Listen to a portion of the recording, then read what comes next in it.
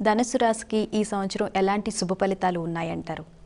నిజానికి ధనుస్సు రాశి వారిలో ఒక లక్ష్య సాధనాశక్తి ఉంటుంది, కానీ వ్యయంలో శని సంచారం, లగ్నంలో శని సంచారం అనే వాటి వల్ల అది కొంత కుంటుపడుతుంది.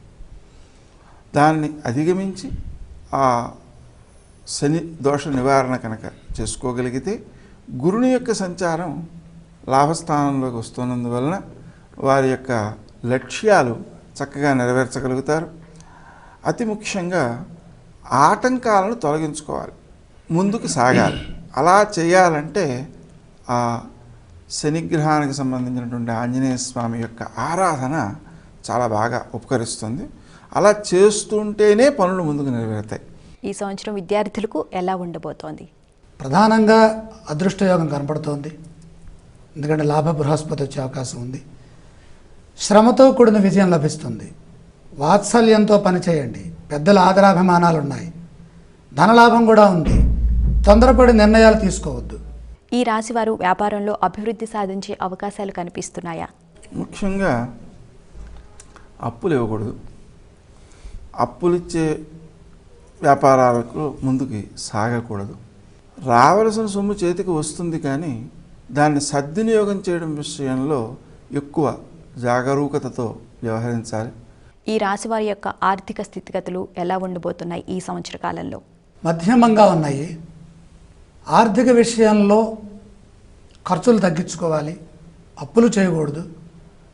ఉన్నంతలోనే మన జీవనాన్ని కొనసాగించాలి. ఆర్థిక విషయాల్లో తోటివారి సలహా తీసుకొని నిర్ణయాలు తీసుకుంటే బాగుంటుంది. ఈ రాశి ఉద్యోగస్తులకు ఈ సంవత్సరం ఎలా ఉండబోతోంది? సామాన్యంగా వీరికి లక్ష్య సాధనాశక్తి బాగుంటుంది. కష్టపడి పనిచేయగలుగుతారు. ఆ చేసేటప్పుడు పై అధికారులతో విరోధం రాకుండా ఉండడం కోసం తక్కువగా మాట్లాడడం, అధికారులు చెప్పేది విని అర్థం చేసుకోవడానికి ప్రయత్నం చేయడం, శ్రీ రాజమాతంగే నమః అనే మంత్రాన్ని జపించుకోవడం, వాటి ద్వారా పై అధికారుల యొక్క ఆదరానికి పాత్రులవుతారు. ఈ రాశిలో ఉన్న మహిళలకి ఈ సంవత్సర ఫలితాలు ఎలా ఉన్నాయి?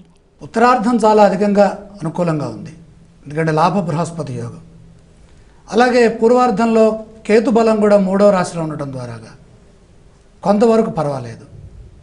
కుటుంబపరమైనటువంటి అంశాలలో వారు అభివృద్ధిని సాధిస్తారు. ఈ రాశి వారు పఠించాల్సిన స్తోత్రం ఏంటి తెలియచేస్తారా? ముఖ్యంగా సుబ్రహ్మణ్యేశ్వర స్వామి వారి స్తోత్రం చదువుకోవాలి. అష్టోత్తరం కానీ, కవచం కానీ, భుజంగ స్తోత్రం కానీ చదువుకోవాలి. చేయవలసిన దానాల గురించి తెలియచేస్తారా?